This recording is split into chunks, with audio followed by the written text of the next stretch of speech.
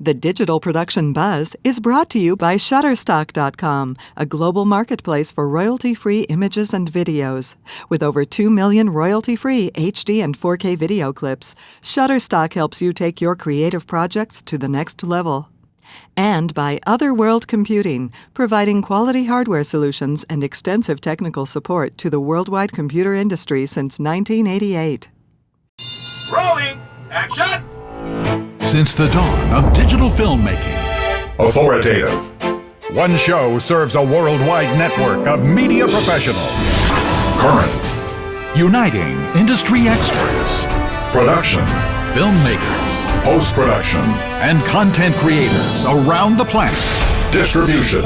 From the media capital of the world in Los Angeles, California, the Digital Production Buzz goes live now. And welcome to the Digital Production Buzz, the world's longest-running podcast for creative content producers covering media production, post-production, marketing, and distribution around the world. Hi, my name is Larry Jordan, and as always, we welcome our co-host, Mr. Mike Horton. Is it me or is it hot in It's here? because you have that all-wool suit on, that three-piece. Well, it used to be freezing.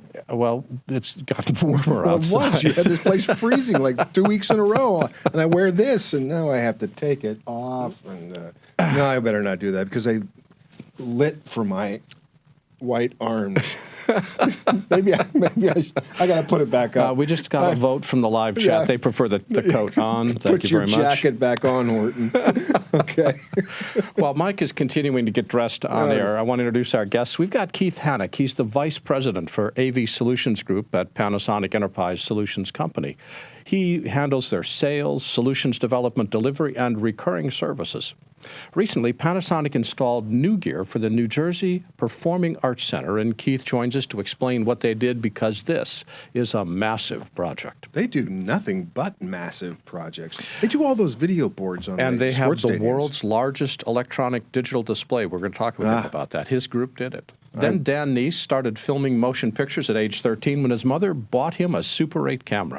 In 1979, while finishing his master's in media arts at the University of South Carolina, Dan learned Steadicam from its originator and inventor, Garrett Brown, which led to a 28-year career as a Steadicam operator, including 3 feature films with David Lynch. Tonight, he shares his secrets on successful cinematography and Steadicam work. It makes you feel any better. I've never been able to say successful either. And you have not been successful tonight either. That's exactly. Ian Cohen is a songwriter and composer with over 30 years' experience writing, arranging, and recording original music. Ian is a avid recording artist working comfortably in several genres and currently recording tracks with touring artists Mick Mahan from Pat Benatar and Neil Giraldo and Tony Pia from Doobie Brothers. Tonight he talks about what it takes to write songs and compose music. I'm looking forward to that one. And he's going to be live in the studio. You'll be able to shake his hand. It's going to be great. Remember, you can read text transcripts for each show, courtesy of Take One Transcription. Take transcripts are located on each show page. You can learn more at takeone.tv. And thanks, Take One, for making it possible. Mike, Garrett Brown is legendary in the filmmaking community, the first to make film cameras portable and yet still create smooth shots. He's also one of the funniest human beings you'll ever meet. Have you ever worked He actually with him? came to a Lassie Plug meeting. Really? Yes, we had him demo. This was several years ago. And very, very funny guy. Did a lot of commercials, too, the voiceover back in the 80s. He's an actor. Everybody is an actor at some point. I want to remind you to visit with us on Facebook at digitalproductionbuzz.com. We're also on Twitter at DPBuzz, and you can subscribe to our free weekly show newsletter at digitalproductionbuzz.com for an inside look at both our show and the industry. It comes out every Friday afternoon, has links to both the audio and the video part of the show. Mike, it's going to be a great show today. I'm looking forward to it. And we're going to be starting with Keith Hanak right after this.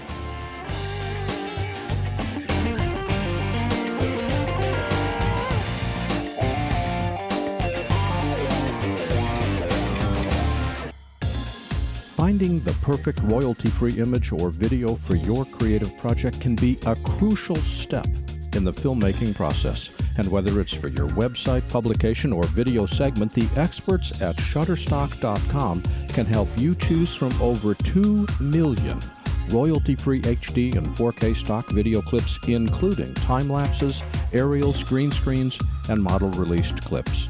Sourcing over 12,000 brand new video clips each week, Shutterstock consistently offers the highest quality stills and video clips from professional filmmakers. Plus, Shutterstock provides sophisticated search engine tools so you can search and drill down by category, clip resolution, contributor name, and more. Also, use their great no-risk try-before-you-buy options so you can see how their clips will look in your project before making a single purchase.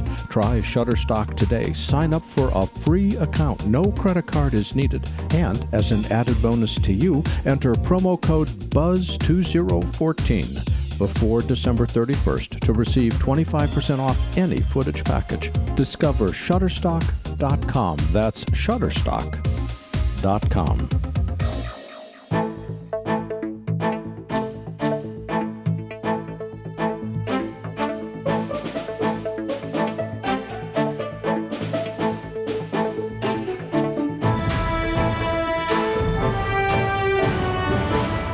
Keith Hanak is the Vice President for the AV Solutions Group at Panasonic, the Enterprise Solutions Company.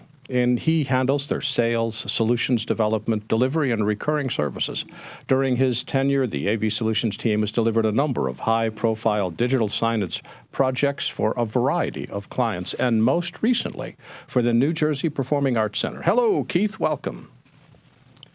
Thank you. I'm glad to be here. Keith, what does the Panasonic Enterprise Solutions Group company do?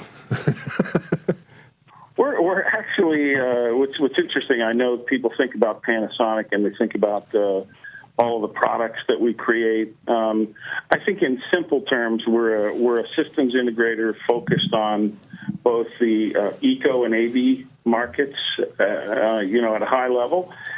And I manage the AV side of that equation. But we're essentially an integrator that supports a variety of projects in a bunch of different market verticals, which is, it's not a product-focused organization. Now, I know that your title is Vice President, but what's your role with the group? Is it principally managerial or technical? It's really, I manage the whole AV solutions business for Panasonic, but my background and what I still enjoy doing is primarily on the solution side, so it's primarily technical.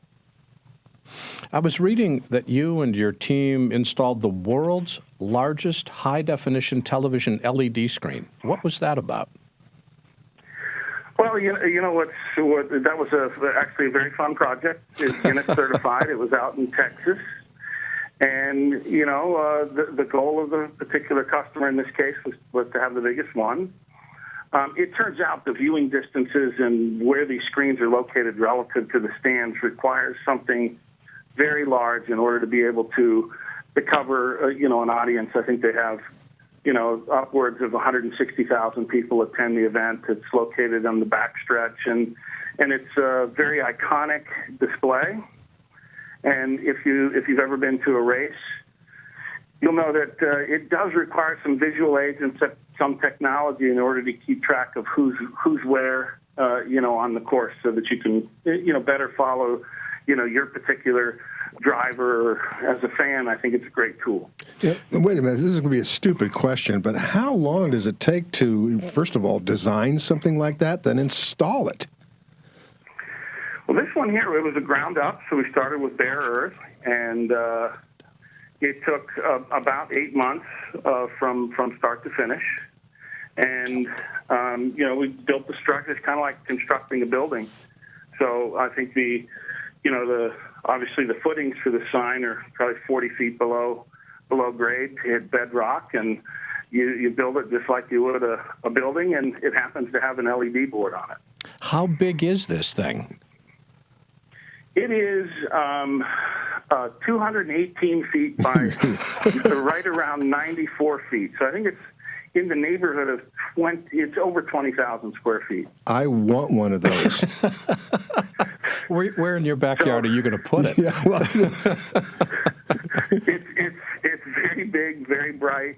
And you know what's great about it is, if you think about it, traditionally within motorsports, our the customer in this case is Speedway Motorsports. It's the Texas Motor Speedway, and they've been very progressive in terms of getting their fans involved. Typically, what you would see at a racetrack is a vertical pylon that actually has, you know, just the order of the cars and what order they're in.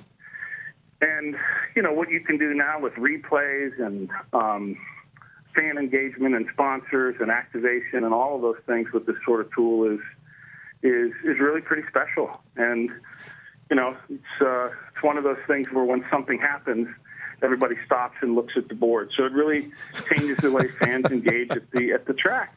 Well, I was just thinking, video people are obsessing about HD versus 2K versus 4K resolution. This has got to be a bajillion pixels across by 2 bajillion pixels high, isn't it? I mean, how do you measure the resolution of something like this? Well, in this particular case, it's greater than high def. It's certainly greater than high def, and it's about 1,300 pixels by something like 26 or 2,800. It's Wow. very large, but because it's far enough away, obviously you don't have to have resolution like a television. So it's what I would say is it's the right amount of resolution to make it work. Certainly greater than HD.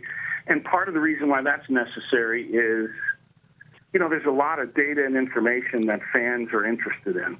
So you not only have to have the video picture, you also have to integrate in the information. Social media is a big part of things that are now being monitored at the track, along with scoring and timing and placement data.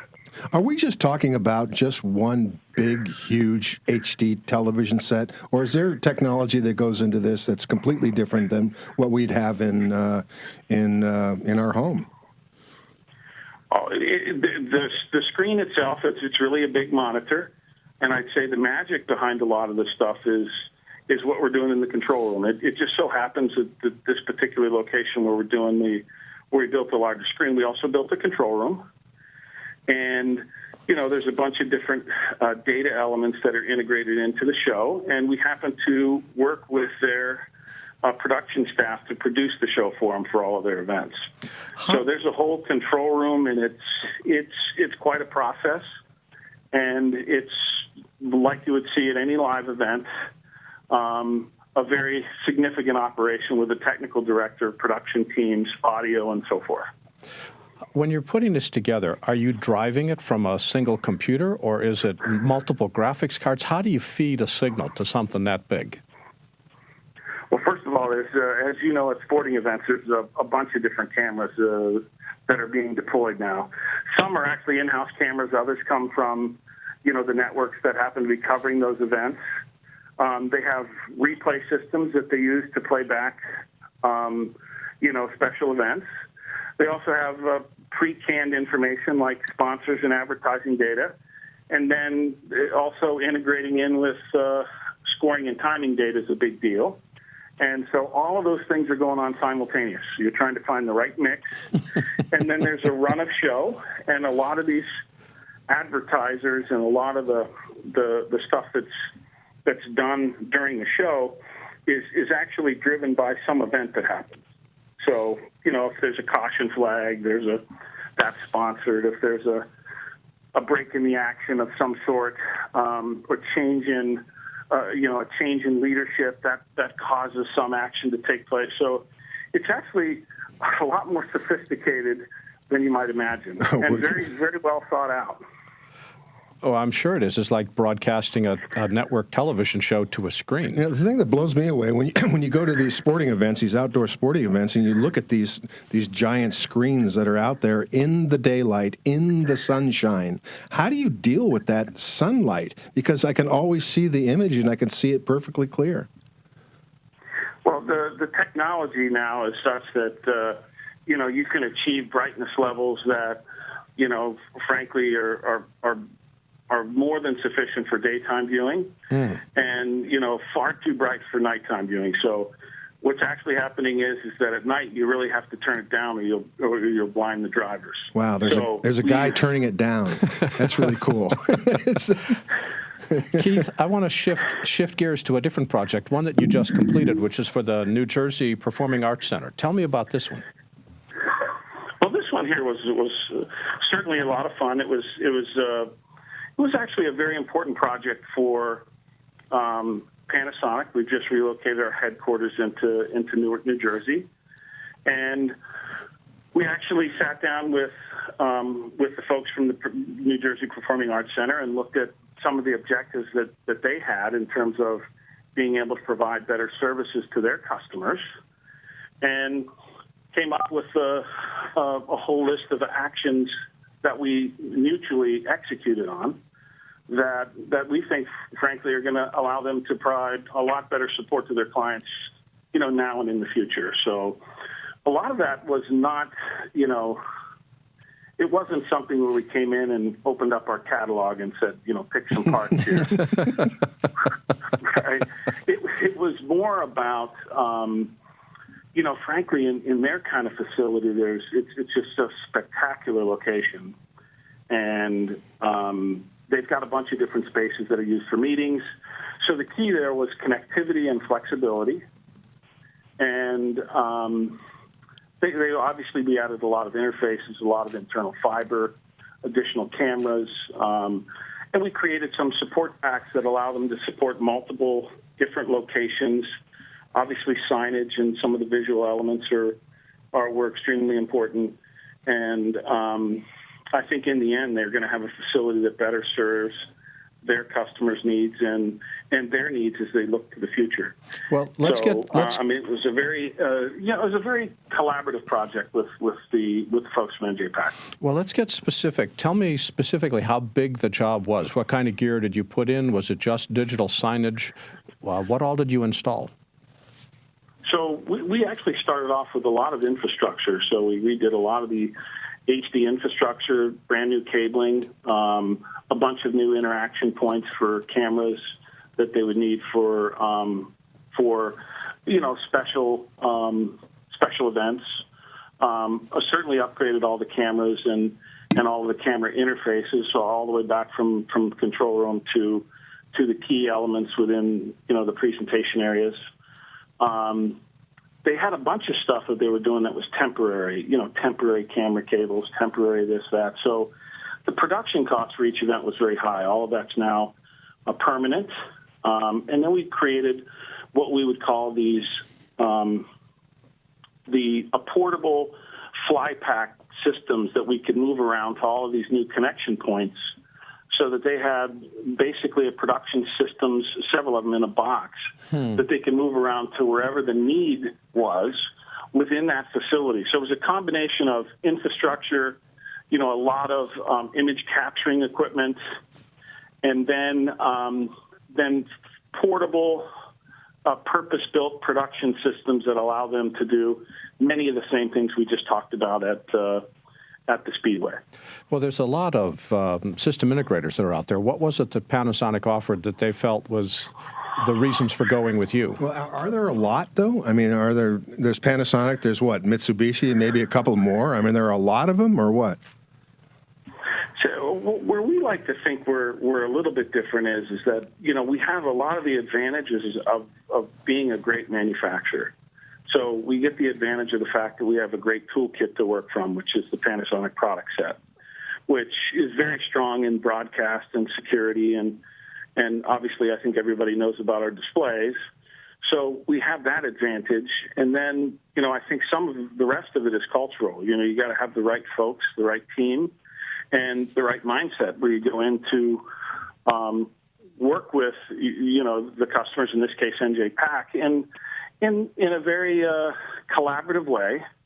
And, we're not, as I said, we weren't trying to open up the catalog and sell it. We were really trying to apply the skills that we have from an engineering and design perspective to the business problem that was in front of them. And you need to do those things within a budget and be able to provide value back to customers and be able to do that in a way that makes sense to them and obviously to our company as well. So in this particular case, it was very special because, we're new neighbors, and much of the Panasonic equipment was provided, by Panasonic at no charge. And so it was a very important project to us because now we have a nice demo site in downtown Newark, and I think they're very happy.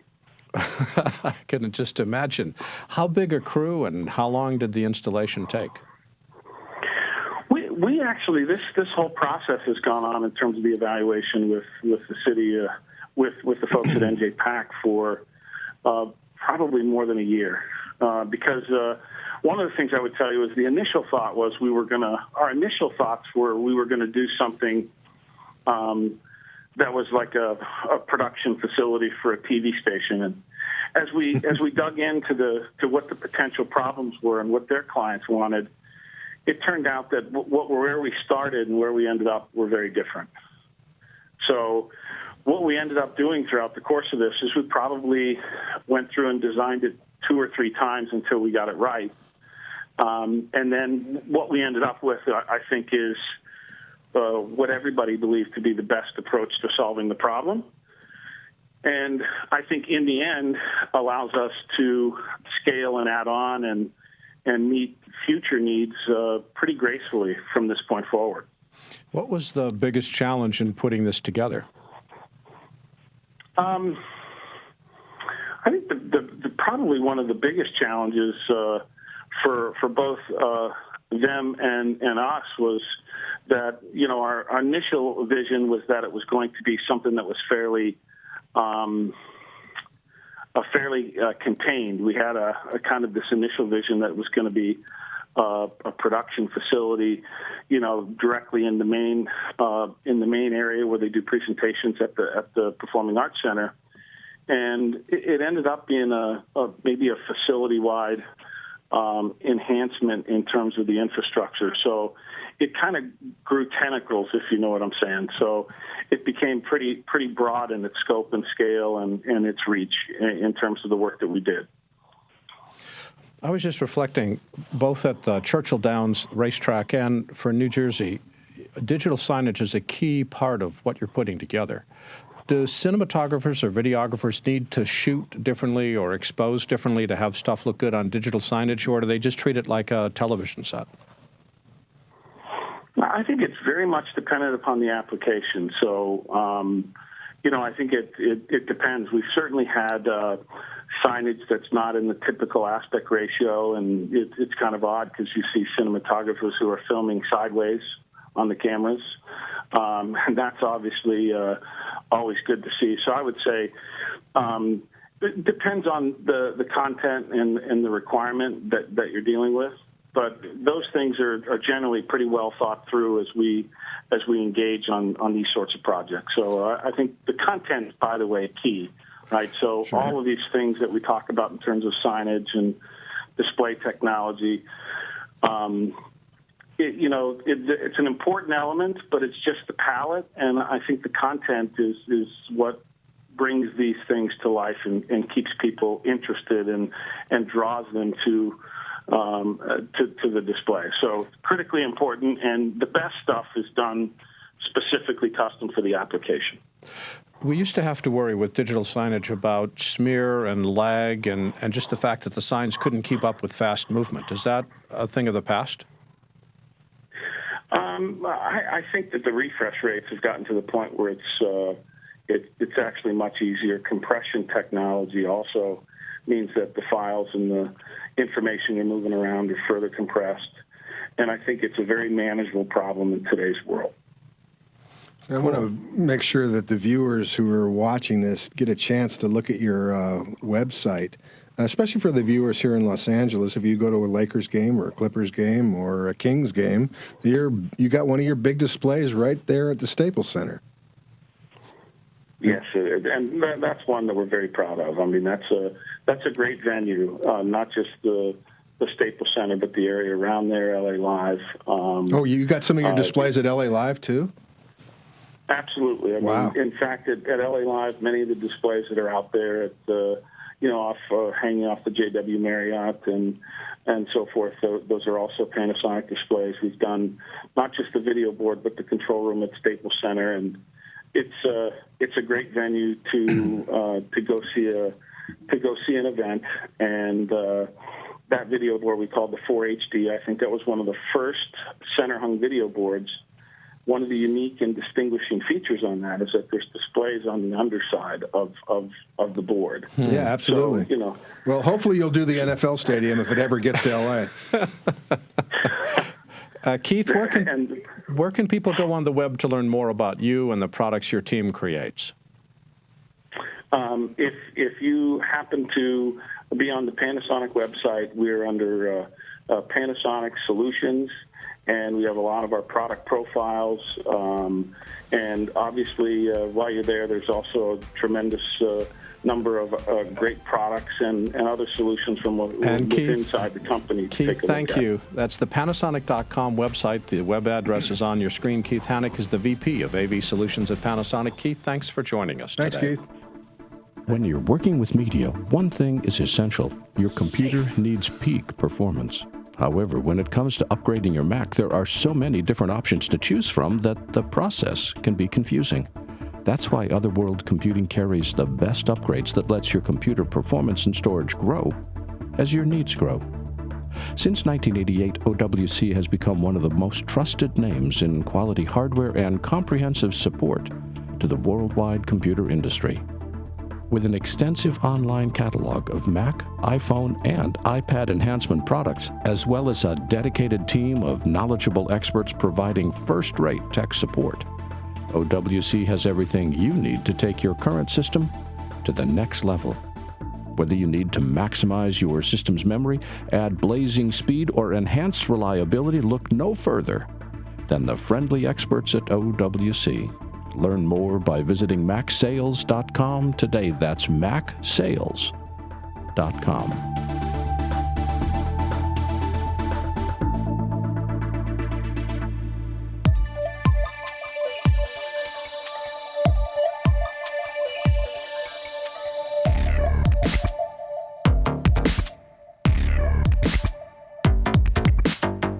Dan Kneece started filming motion pictures at age 13 when his mother bought him a Super 8 camera.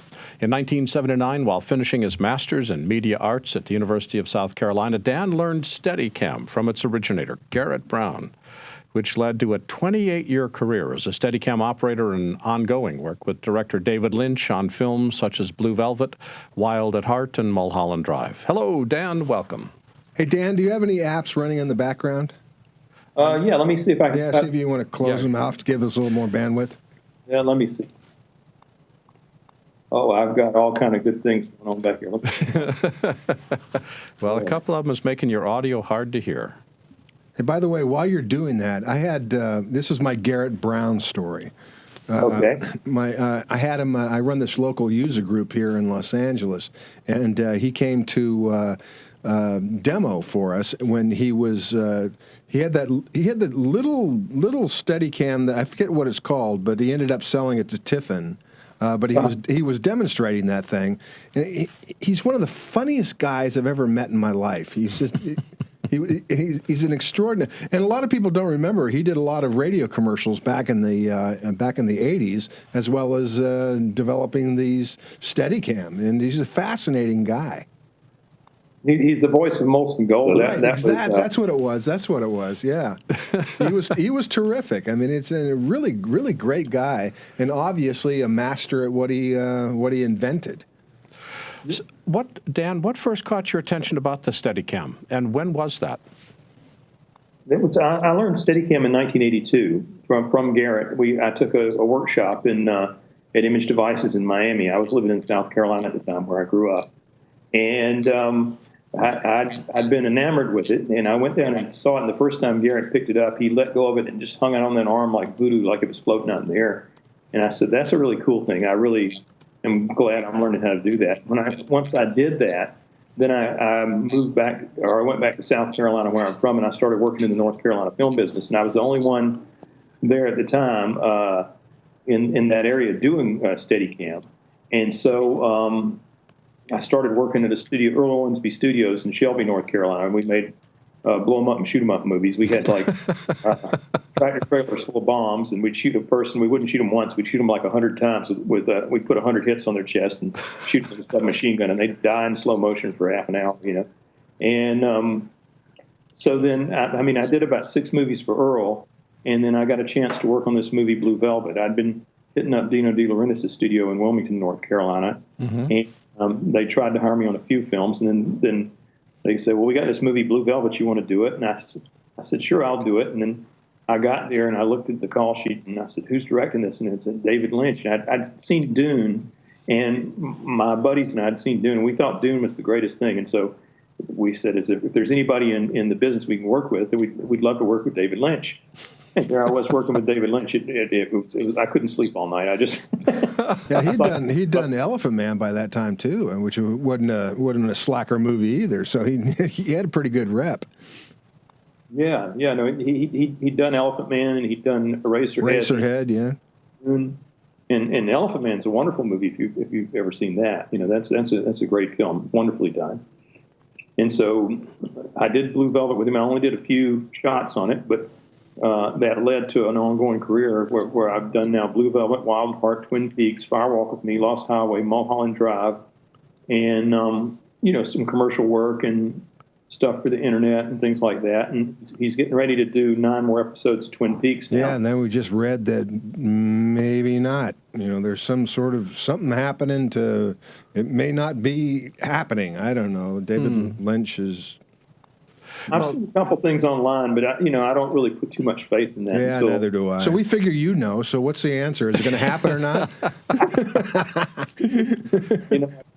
I wish I had an answer for you, but all I've done is I've said I would like to do them. So, and if they happen, maybe I'll get a chance. That's what I'm hoping. Dan, let's put your DP hat on for a second. How would you describe the collaborative process between the DP and the director?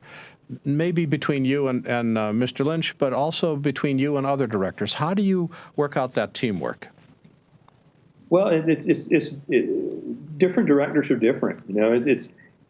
Some are very technical directors and like to want to deal a lot with the technology. Some only want to work with the actors, and some are good at both things. And so you have to people are individuals. So you have to try to figure out how that you can relate to this new person. I've had a lot of experience as an operator, being in the inner circle with the DP and the director, and us planning what we're going to do together. So it's just an extension of that, really. I tell you, I was an actor, and a long time ago, and back in a past life, Steadicam operators, between a good one and a not so good one, the good ones can always anticipate an actor's move. And even though you've blocked it out and you've still got marks to hit and everything like that, that Steadicam operator can anticipate the actor is the Steadicam operator who gets all the work. And hopefully you're one of those guys, because that makes a big difference. Yeah, I did Steadicam for 28 years. I don't do it anymore, but I figured 28 years was long enough. Your back is hurting you. Yeah. Carry 100 pounds for 18 hours a day for 28 years. You're kind of ready to try something different after a while. And but I was a very good Steadicam operator, and I was in demand. I was in '96. I turned down 6 jobs for every job I took. What makes for a good Steadicam operator? What tips do you have to be successful? Well, you have to be a professional, and you have to have an eye. And that eye is huge. It really is, and you have to interpret things. I teach at a lot of universities. I go around and lecture at AFI and UCSB and University of South Carolina when I went to school, and other universities around. And I tell the students that our job is 2% what they hire us to do, and 98% people skills. And because you have to be a bit of a psychiatrist to really pull this job off, because you have to, if you got a day job, you got a couple of hours to figure out everybody on the set, who does what makes them work, and how to get your job done amongst all these personalities. If you're on a longer job, you have a couple of days. or else you're out of there. You really have to figure all that out. Yeah, get along with people. Get along with people. Yeah, you do, and you have to pull out if the director wants you to do something, sometimes they'll tell you, I want you to do this. But it's really not what they want you to do. They want you to do something completely different. They describe it that way. That's where interpretation comes in. Oh, man. Yeah, you have to figure out what they really want and then give them that. If you can do that, you'll be working a lot. Yeah, good. This is one of those things where we've just barely got ourselves started talking, and I need to invite you back because there's so many stories and how this whole technology piece works. And I think you're exactly right when you talk about people skills. For people that want to learn more about you, where can they go on the web? I'm on LinkedIn. My website is www.dankneece, DANKNEECE.com. That's all one word, DANKNEECE, DanKneece.com. And the Dan Kneece himself is the face you see on the screen. Dan, thanks for joining us today. Thanks, Dan. Bye-bye.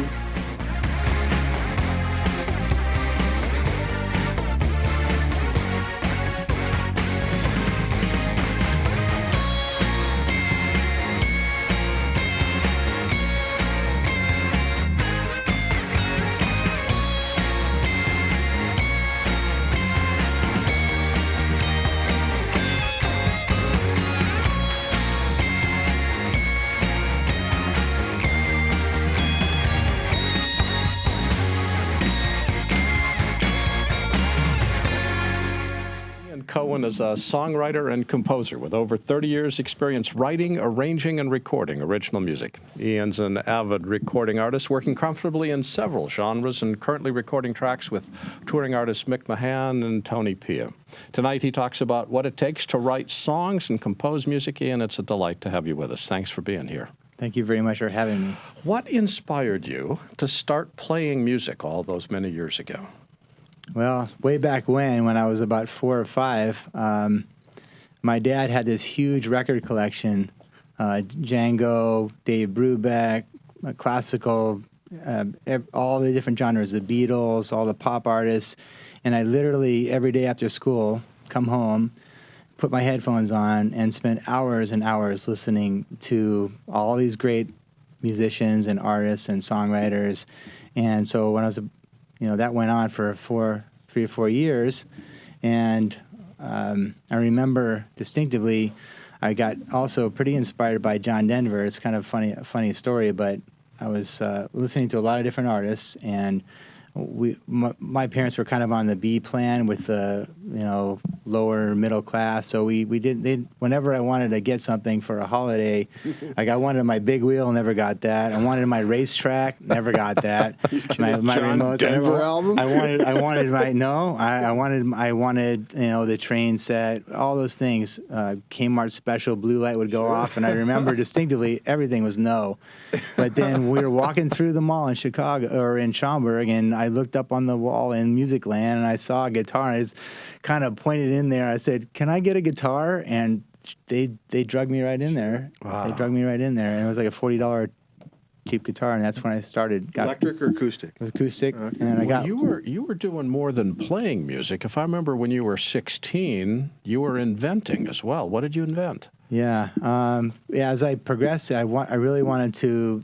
I was really focused on innovation and writing my own book. So I didn't want to emulate. I didn't want to cop other people's riffs. It was very important to me to actually be an original artist. So At age 16, you decided that. Well, I was doing that when I first started with the electric around 12 years old. Oh, Lord. And so, yeah, what happened was, the funny story there is I came home from a party. I probably shouldn't say that because my family might be listening, but I came home from a party and I was staring at my guitars and I started hearing these different sounds. And I wasn't hearing voices, I was hearing sounds. And I was looking at my guitars, and these guitars, I used to sleep with them. I used to put them in bed with me and everything. And so I just was completely focused on music. And I thought of, what if I would just saw the bridge in half on one of my guitars, and I literally sawed it in half in the machine. I was in shop in school, and I sawed it in half, and I made 2 arms. That was the original idea. And my mom actually worked as a patent legal secretary for Hewlett Packard and Xerox, and at Xerox Park, when I was 13. I played on the Alto computer. I was like right there in the middle of all this innovation. I can't. First of all, I can't picture this. I mean, 2 arms. We were still talking to six strings. Yeah. I took an electric not 12 guitar. Strings, just not 12 strings. 6 screens with 2 arms. Right, and so then you could control. So what the object was is that if you're playing a song, everybody was always using it for all this crazy pyrotechnic guitar stuff, and I wanted to kind of have a way to be able to incorporate it in songs, to subtly put it in there, so I wouldn't. It was more instead of being completely a lead type of accent or color, you wanted to actually use it within your songwriting. When I went to I had the idea and I drew a picture of it and did the prototype, and then I met the patent legal guys, the major attorneys that also had science engineering degrees, and they said, go back, Ian, spend 2 weeks and brainstorm every possible way you could do this. And I came back with non-adjacent strings. I could divide up all the strings. I could be for any stringed instrument. I could selectively control separate sets of strings simultaneously. So that was my invention, and I built prototypes, and I still to this day actually I prefer my original idea, which is just to have the 2 arms. And so, yeah, that's kind of how that idea happened. And I wrote the patent. I did all the drawings. I had drafting in high school, so I was also very much involved in that. And so I was able to do all my drawings. The only thing that the attorney did was write the claims, filed it, and in 1993, the patent issued. Mike, I don't want to make you feel bad, but he was 16 when that happened. Yeah, this was like Mozart doing stuff at 5. Well, no, I don't know. The idea, the first time I thought of it was 16. I filed the non-disclosure, so that way you do drawings. It's not a formal patent, but what it does is if there's an interference in the patent office, then it leapfrogs whoever filed. So that, but by the time I wrote the patent probably when I was about 18. I took other patents that were in the prior art and edited them, and then to kind of construct in a way that did this whole invention become did this object, this double-armed guitar, become a muse to your music? I've used it for years, and actually when I'm playing it, it feels like I'm in the new frontier. There's not really an instruction manual for it. You're playing it, and there's nobody that's said, "Hey, this is how you use this thing." So right. when you're doing it, you're actually doing something that's new, and it feels really amazing. So, but problem, is that people don't really adapt new ideas quickly or innovations. There's a cycle, and so people are really focusing on traditional ideas, and so innovators and people that come up with new things are not really always taken seriously, which is what happened with my case. Well, let's shift gears and talk about your music, because otherwise Mike, as we know, is a deep lover of technology, and nothing except blinking lights gets his attention, which is just not true at all. There's nothing happening here. Tell me about your songwriting process. How do you go about, because you've written songs, you've scored films, and you've scored commercials, so let's start with songs. Do you start with the words? Do you start with the music, or does it all just appear full-blown in your head? Usually what happens is I'm playing chords. I have something that's let's go back. It usually starts with something that's affected you emotionally, something that's happened in your life that causes you to say, this has really affected me intensely, and you express yourself, or it's almost like therapy. You start to think about what happened, and so the only way to really get it out is just to start to throw it out, and the story happens simultaneously. Usually I'm playing acoustic guitar, and the lyrics are flowing almost in an improv manner. So everything is coming out, and then I'm recording everything all the time. I've been recording everything since I was 14 when I learned about. So you're not recording. taking notes; you're just doing a recording. I'm usually doing recording unless I'm not near a recording device. Then I'll actually try. I'll have to work the part over and over until I remember it, and I'll write it down really fast. But when the seeds or song seeds happen, they happen really quickly, and they're a fleeting moment. So if they're not recorded, it's hard to recapture them or remember the melody and remember how it happened. So it's generally starting off with acoustic guitar. Could be any sitting in any location on the beach, like when I lived in Hawaii, or if just anything that strikes you, or you had a heartbreak in your life, or you had something really positive happen in your life, and then you ended up starting to write about it, and the lyrics flow, and then you start to evolve the song. So it doesn't always, the song isn't always pure. Usually it's not pure, it's not a solid song. You're throwing a lot of ideas around, so you got to kind of pick through and find them, and then the song kind of evolves. So you always give yourself, even when you were 12 years old, you were talking about, I want to be completely different. I don't want to have the same riffs. I don't want to have the same chords. That's really, really hard to do, and that's putting a lot of pressure on yourself to come up with that organic thing that's happening, whether it be that heartbreak or whatever. You're saying, it's got to be completely different. I mean, how does that stop you from being creative? Well, or does it stop you from being creative? This is the problem, is that there's a lot of adversity from my standpoint in your life when people all want you to play cover music. So they want to play the popular music. So, well, you got to pay the bills too. So. Right, you got to pay the bills. In my case, I've had a day job like a lot of musicians have had day jobs, and they build up whatever career they might have around it. But the core is that you have you just have to sort of maintain your integrity. You have to keep on fighting all of the voices that come in and say that you have to play what's popular.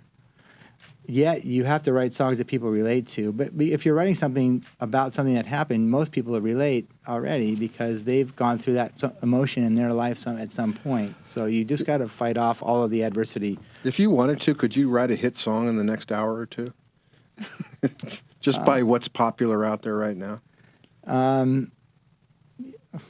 I don't know. That's like a loaded question. I have, the definition of a hit song. Let's flip the question. How long does it take to write a song?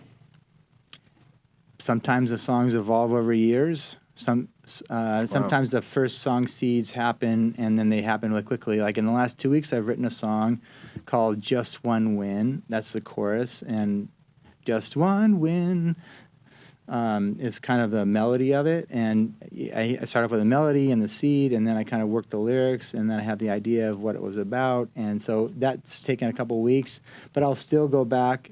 That's just written recorded on the guitar and then with a voice, but then I can go back and start building it, which is where Mick and Tony come in, because I'll start building up the composition and the arrangement, and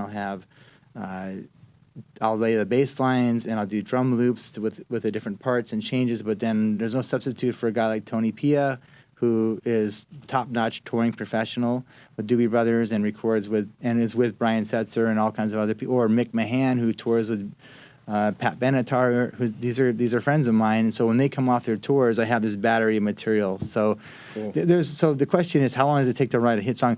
I don't have a hit song.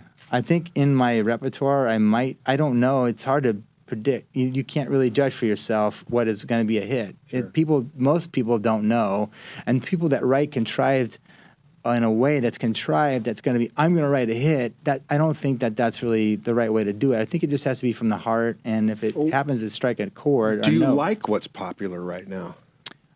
Sure. Yeah. Okay. I mean, there's a lot of material out there that's phenomenal. You listen to the songwriting, the melodies, the lyricism is phenomenal. So yeah, I do.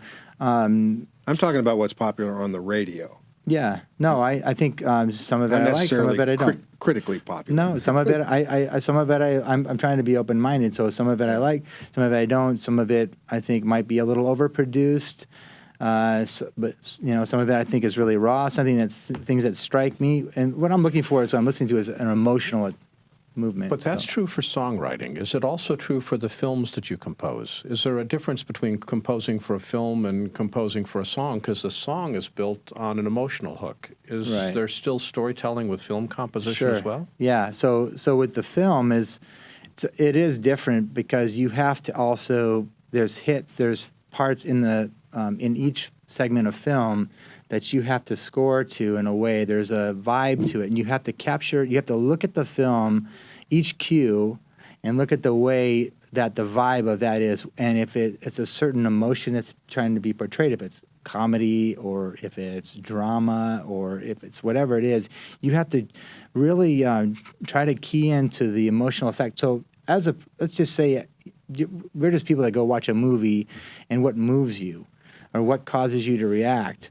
So when you're composing, you're kind of connecting. You're trying to connect with the film in a way, and that's seen in a way that is heartfelt, and that the people that are watching it are drawn in more to it, and it's a whole movement.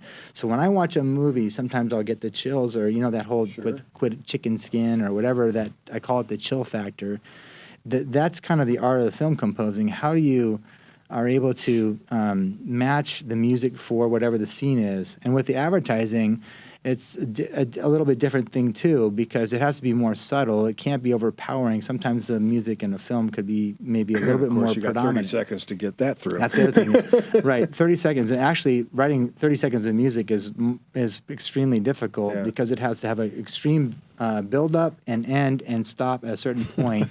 And there could be a lot of things happening within that whole thing. So when I do stuff, it's usually on spec most of the time, where somebody sends, I have the film, and then I score to it. And I'll give you an example. On my website, I have a sample where there's an Exxon commercial, and in there I was watching it. They're talking about chemistry and Exxon, and how they're trying to affect the environment in a positive manner. And so I'm watching those little cells run across the screen, and I'm thinking, how am I going to get that to sound chemical, and how am I going to get it to sound like something that you would find in the lab? Or another one was a Betty White one, where it's a Snickers commercial and she's running around. It's got to be comical, and there's talk about opposite ends of the spectrum. Exxon, Betty White. And then there's an iPod on my site too. There's an iPod one where you look at the screen and there's a dance troupe on there. So you got to come up with a groove. You got to look at the screen, and then and there's no music, and you look at it and you say, okay. Anyway, how am I going to do that? We got to get to this question. Caesar's asking on our live chat, what music software you use? How do you compose? I use a combination of several different programs. I use Sibelius. Oh, cool. Logic, and Pro Tools. Now, what I do normally, is it a film composing question? Well, film or video. Okay, yeah. Film or video. Okay, so songwriting would be, I would say, pretty much write the framework of everything in Logic, and then move it over to Pro Tools. Right. For the mix. What I would do. Yeah. Right, for the mixing, and also the power of the plugins, the different things that I use, and other things in there, the sound samples. But as far as composing goes, I link up Sibelius with Logic, where they're integrated, or I can export a MIDI file. You've composed it, you've taken the instruments, let's say you have 10 pieces or 12 pieces, and you've orchestrated the whole thing. And then what I do is I bring the MIDI file in and voice it in, I use all of the sound samples in Logic to voice it because the instruments that are in Sibelius are crappy. I mean, I hope so you're using Sibelius to capture the MIDI, and then you're doing the voicing and the texturing to score in Logic. It. So if you look in Sibelius, you'll have all the staves. You'll be able to bring in. You can call that the number of whatever instruments you want: violin, cello, violin, flute. There's a myriad, percussion, timpani. I mean, every instrument known to man is in there.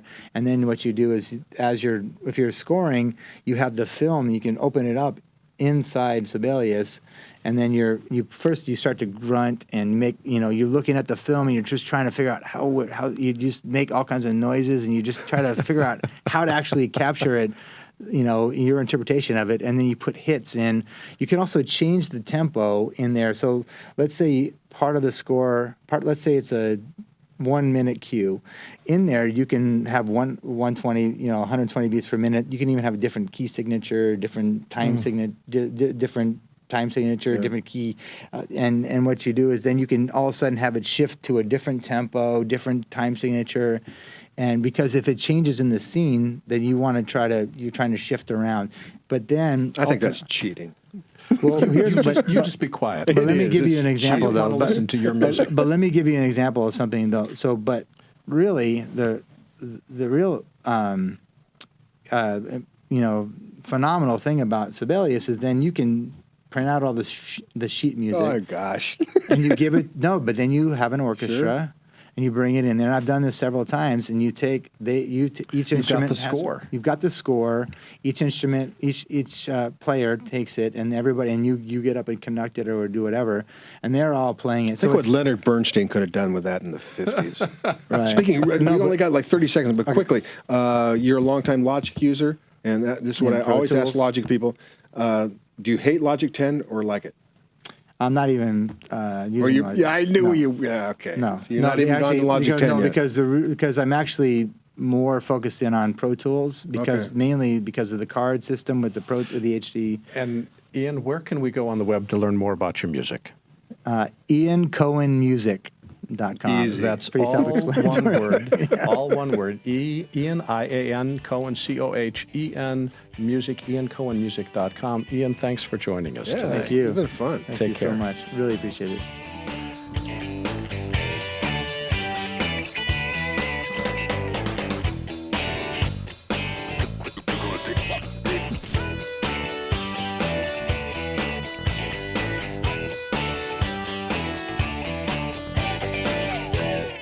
You know, Michael, it is always fun to listen to the creative process and how the creative process works and how people create music or create commercials or digital signage. Have you ever created music, Larry? I did once. I did one piece of music. Really? It really came out well, and I said, I am resting on my laurels. That's as far as I'm going to go. How about yourself? Nope.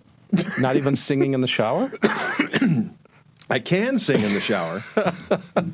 But no, music, I was one of those kids who was bullied early because I played the accordion. Are you serious? I did. I played the accordion when I was a kid. I played That was the baritone. instrument I chose. Parents said, choose an instrument. I chose the accordion. You and Lawrence So I was Welk. playing polka, for God's sakes. It was just, I look back, what was I thinking? It's like, not the guitar, not the piano, the accordion. Well, at least you could always play it regardless of where you were. It was a portable It made instrument. me who I am today. A co-host on the digital production bus. I prefer to think of it as a retired actor with a music career to look back on with great pride. Okay. Oh, sigh. An accordion I'd love player, to see oh you my in gosh. shorts and polka outfit doing the accordion. It would be worth I'm going to watching. post a picture one of these days.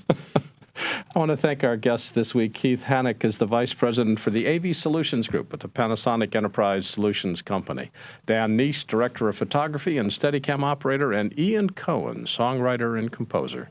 There's a lot of history in our industry, and it's all posted to our website at digitalproductionbuzz.com. Here, you'll find hundreds of past shows and thousands of interviews, all searchable, all online, and all available. You can visit with us on Twitter at DPBuzz and Facebook at digitalproductionbuzz.com. Our theme music is composed by Nathan Doogie Turner. Additional music on the Buzz is provided by smartsound.com. Text transcripts are provided by Take One Transcription. If you want to talk to Mike, you can email us at info@digitalproductionbuzz.com, but we will question your sanity. Our producer is Serena Catania. Our engineering team is led by Megan If you want Paulus to learn the accordion, email me at Michael H. and includes Alexia Chalita, Ed Golia, Keegan Guy, Lindsay Lubert, and Brianna Murphy. On behalf of Mike Horton, the accordion guy, my name is Larry Jordan, and thanks for listening to the Digital Production Buzz. Goodbye, everybody.